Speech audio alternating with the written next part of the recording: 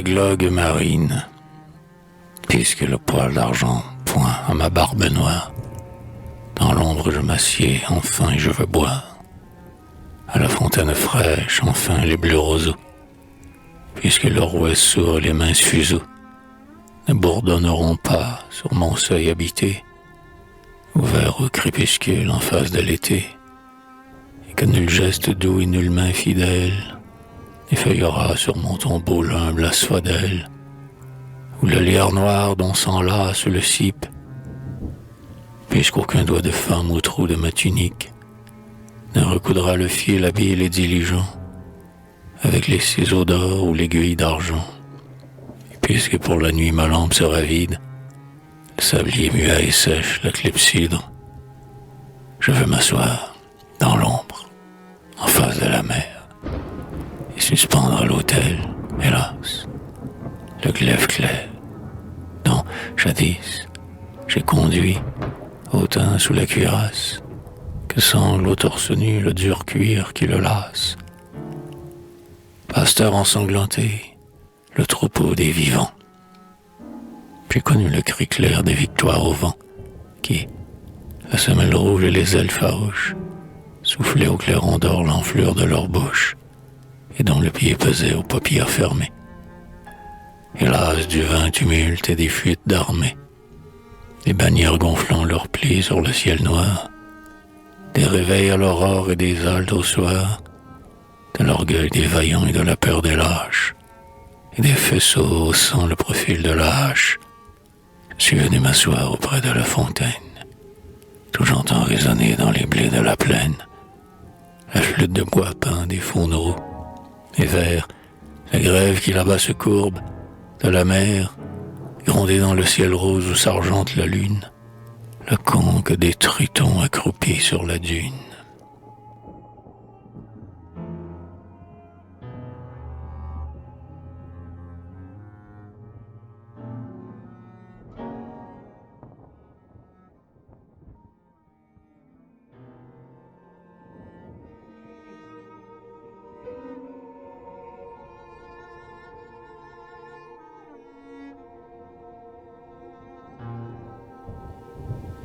Âme, j'entends ta plainte, écoute aussi la mienne. Vois, j'ai reçu des mains de la tritonienne la flûte merveilleuse et le tierce enchanté. La grappe de l'automne et les roses d'été ont mélangé leur phare au bistre de ma joue. Le pampre rouge et vert mes cornes se nouent. Le désir du baiser fit ma bouche lipue. En moi le Dieu qui rit devient un bouc qui pue, et ma bouche s'ébrèche et mon rire s'édente. L'abeille qui bourdonne en la ruche vivante, si j'approche, me pique à son aiguillon d'or. La poursuite m'essouffle et la halte m'endort. Le lierre m'entrave et la branche m'écarte. L'arc se rompt dans ma main sans que la flèche parte. Et le tir se brandit, se brise à mon poing las. L'écho qui m'appelait ricane sur mes pas. La dryade s'échappe et la nymphe s'esquive. Le ruisseau vif me raille au rire de l'eau vive, et les oiseaux moqueurs se posent sur mes cornes, et ma flûte s'enrouille siffle des airs mornes, car ses trous sont bouchés et sa tige se fend.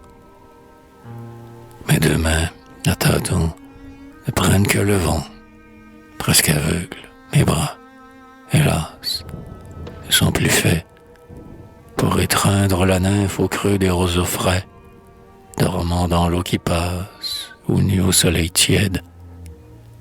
L'âge vient, le soir tombe et je m'assieds. Je cède, mon tir c'est plus ardent et ma flûte est plus gaie. Laisse-moi la suspendre en l'ombre, fatiguée, près de ton glaive tort qui reste dans la gaine. Laisse-moi boire l'eau de ta douce fontaine, et marchons vers la mer, où les tritons divins, qui n'ont jamais connu les viandes et les vins, sur la grève où j'ai mis le flot intarissable, gonflent leur conque d'or ou dorment sur le sable.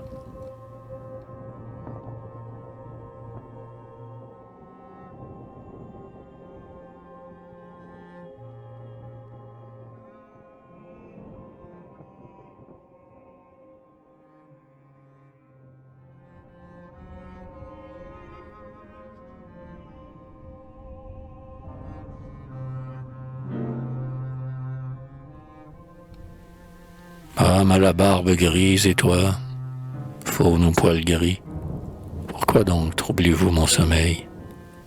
Ai-je pris une grappe à ta vigne, un fruit à ton verger?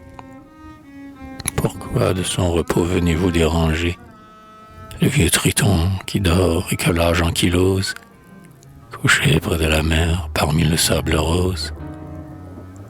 Laissez-moi, d'autres sont, hélas, ce que nous fûmes, torse nu imbriqué d'écailles et d'écume, bras musculeux au sang hors de l'eau qui déferle, la branche de corail, la goutte de perle.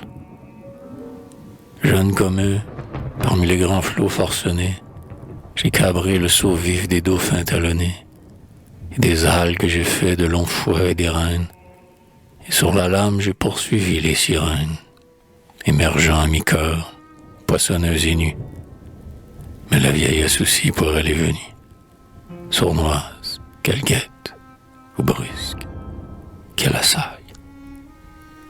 Le sourire se clôt et la croupe s'écaille, la blanche chair se hâle aux morsures du vent, l'écume aux cheveux roumels des cheveux blancs. Tout meurt, l'homme chancelle et gît, le dieu trébuche. L'heure, abeille qui sort, rentre guêpe à la ruche. Le satyre s'endort et le triton s'accoude. Sur le sable, sa main soutient sa tête lourde. Une même marée et un même reflux emporte ceux qui sont vers ceux qui ne sont plus. Et le même destin qu'ils subissent délie le Dieu qui l'a créé de l'homme qui l'oublie. Le rire en pleurs sanglote et la voix se lamente. Mais la sirène morte est la vague vivante qui se gonfle en poitrine et s'échevèle en crin. Et d'autres reverront les prestiges marins. Car maintenant j'écoute encore sur le rivage sa voix âpre et stridente en les houles du large, venir avec le vent et les parfums du soir. Et pour ne plus l'entendre, en mon vieux désespoir, qui m'a fixé perclus sur la grève déserte, dans ma conque au colletin de nacre rose et verte, je souffle éperdument pour étourdir en moi l'intérieur écho de l'éternelle voix.